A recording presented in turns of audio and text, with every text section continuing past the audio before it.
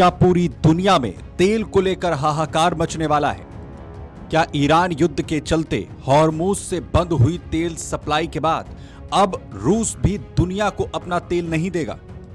आखिर क्यों रूस की तरफ से गैसोलीन बेचने पर रोक लगा दी गई है?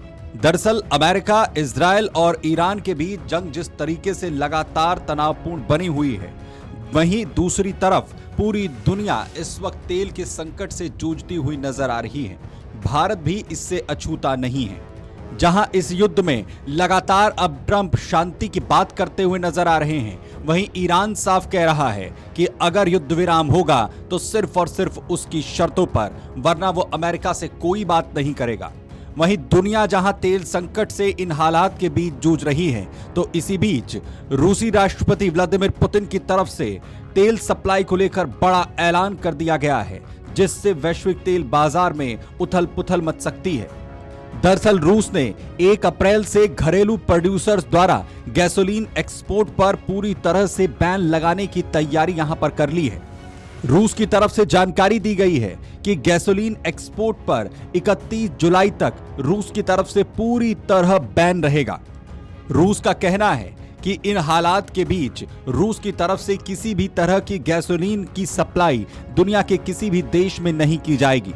लेकिन सबसे बड़ा सवाल यह है कि एक तरफ हॉर्मुज से जिस तरह से तेल की सप्लाई पर रोक लगी है और उसके बाद से तमाम देश छटपटा रहे हैं, तो वहीं दूसरी तरफ आखिर रूस की तरफ से इन हालात में यह कदम क्यों उठाया जा रहा है?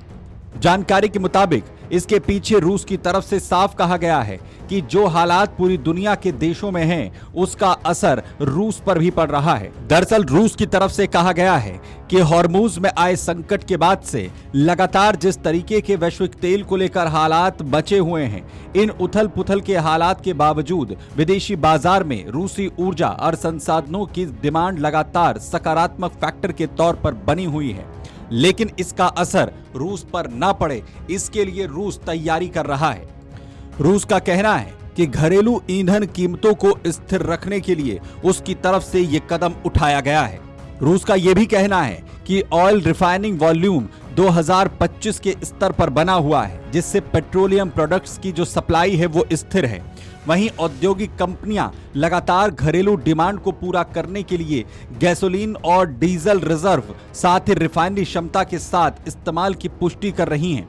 हॉर्मुज स्ट्रेट से लगातार जिस तरह से 20 मिलियन बैरल तेल रोज गुजरता है, इसके बावजूद वहां पर अब हालात तनावपूर्ण हैं। ईरान के साथ इजराइल और अमेरिका के संघर्ष की वजह से हॉर्मुज स्ट्रेट से शिपिंग में लगातार दिक्कतें पेश आ रही हैं और इसी का असर पूरी दुनिया पर इस वक्त दिखाई दे रहा है। लेकिन सवाल यह है कि अगर 31 जुलाई तक गैसोलीन की सप्लाई पर रूस की तरफ से रोक लगा दी जाएगी, तो क्या इसका नेगेटिव इंपैक्ट और भी बड़े तौर पर देखने को मिल सकता है? Video desk, Amar Ujala. अगर आप ये वीडियो YouTube पर देख रहे हैं तो हमारे चैनल को सब्सक्राइब कर बेल आइकन दबाएं, और Facebook पर देख रहे हैं तो हमारे पेज को लाइक करें।